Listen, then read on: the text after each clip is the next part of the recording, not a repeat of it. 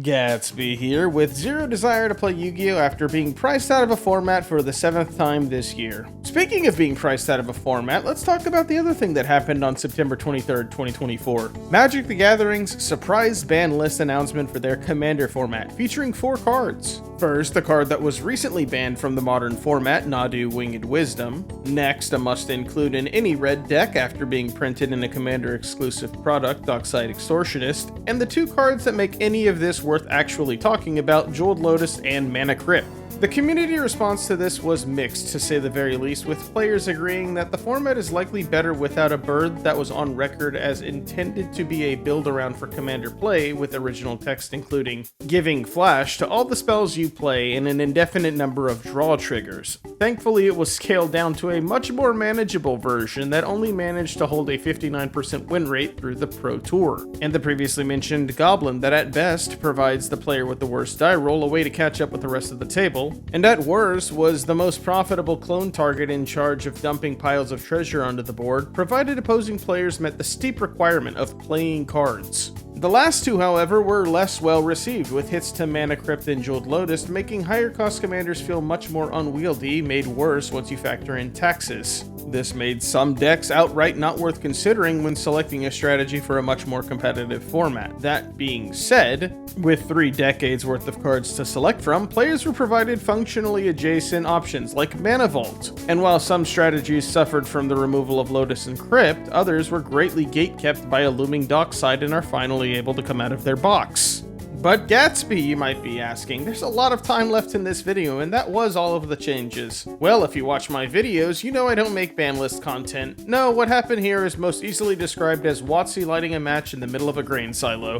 Let's go back. Prior to September, the most recent ban list was 3 years ago in September 2021, with the banning of Golos and the unbanning of Worldfire. Prior to that, July 2021 featured a singular ban on Hold Breacher. And prior to that, June 2020,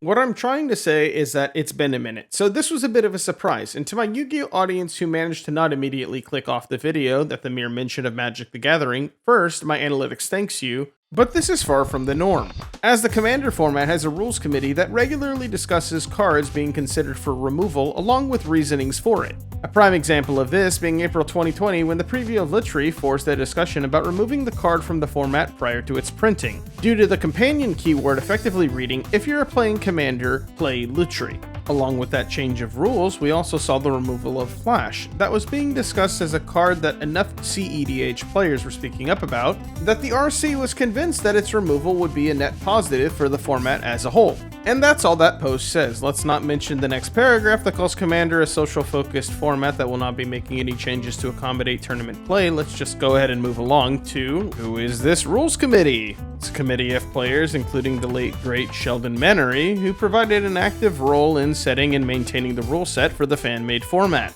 A supplementary group called the Commander Advisory Group, or CAG, also exists, acting as a sounding board for the RC to help convey the various perspectives of the player base. So when the RC dropped the list, everyone collectively shit their pants, and as mentioned, fuck the bird, fuck Dockside, but Crypt and Lotus were different. First off, they were staples, not exactly cheap ones at that. This left the player base with the feeling that Yu-Gi-Oh! Players actively encourage Konami to do to them up to 4 times a year. Secondly, these were reprinted in the last year as chase cards in sealed product, with Mana Crypt being printed in Lost Caverns of Ixalan in various colors, and Jeweled Lotus being printed at Commander Masters in a beautiful etched foil alt art. Konami take some notes. But the worst thing here is that it left the community with a feeling of betrayal. They believed that the RC and the CAG had their backs. Why would they do this? And so the players did the only thing a sane person would think to do in a situation like this, sending personal messages to convey their feelings to the members of the CAG and the RC in the form of foaming at the mouth death threats.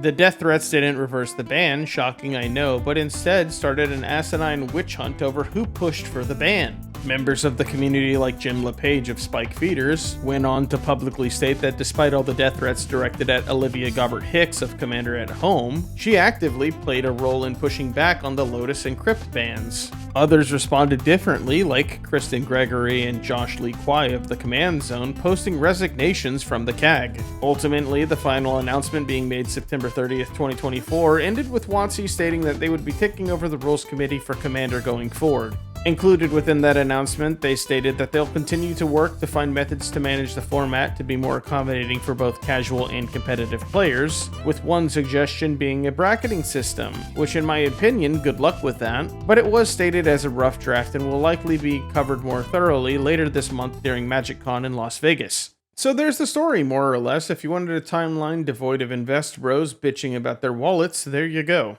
This is the only thing I'll say about the money. After speaking with my local shopkeep, I can acknowledge that it's a difficult field to watch newer players who are just getting into the format, saving money for cards like Crypt and Lotus, only to be told that their newly acquired mainstay staple in an evergreen format is no longer a legal option.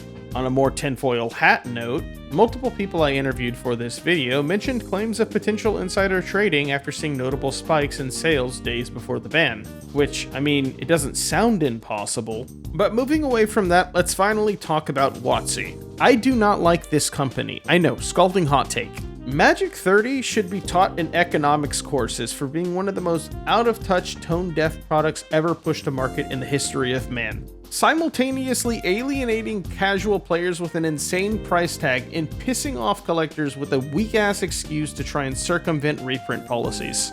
The recent announcement of Secret Lair going back to limited quantities gave me a throwback to the Walking Dead set that printed powerhouse cards like Rick in limited quantities. On a related note to that, Universes Beyond products make it feel like WotC is creatively bankrupt, with Magic the Gathering beginning to feel like a Western version of Weiss Schwarz, replacing the negative connotations of playing a card game with a bunch of little anime girls with the negative connotations of being a Magic the Gathering player. Even in-universe projects are starting to sound a heck of a lot like a TV tropes checklist, leaving me to ask when we're getting the beach episode asking for a friend. WotC is constantly the villain of their own story, attempting to bend over backwards to appease everyone with meaningless changes like tribal, no wait typal, no wait kindred. Even outside of Magic, with their recent changes to their D&D books, I'm honestly shocked that anybody can look at this company with any level of good faith. They're so distrusted by their own community that when Sheldon passed away last year, people were placing bets on when, not if, WotC would loot the body.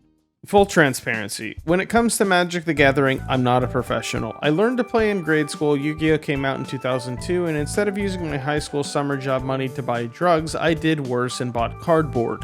I've always kept Magic at arm's length, and Commander will always be that silly format I tried out in high school back in 2008, with each game being played mostly different due to a lot of us playing a bunch of one-note Kendrick decks. Fast forward to 2020, I revisit Commander with some coworkers playing it about a power level 5, and 3 years later I'm introduced to the C in EDH by my IT guys. Outside looking in, it's basically 4 guys sitting at a table with lotto scratchers where the winner opens a booster pack, and the worst case scenario is someone looks into your eyes and asks you if you've heard of the Prisoner's Dilemma. Is it wrong to play the game like this? Fuck no, normal summon Ash response. I just find it hilarious anytime a Magic the Gathering player talks down to Yu-Gi-Oh players when at their core CEDH players are just closeted Yu-Gi-Oh players looking for infinite resources, and Yu-Gi-Oh players already have infinite resources and are just closeted. But with cards like Thassa's Oracle, Rhystic Study, and Gaia's Cradle, I have a hard time understanding how Lotus and Crypt were the first ones to go. The power level of the format seems almost impossible to fully grasp,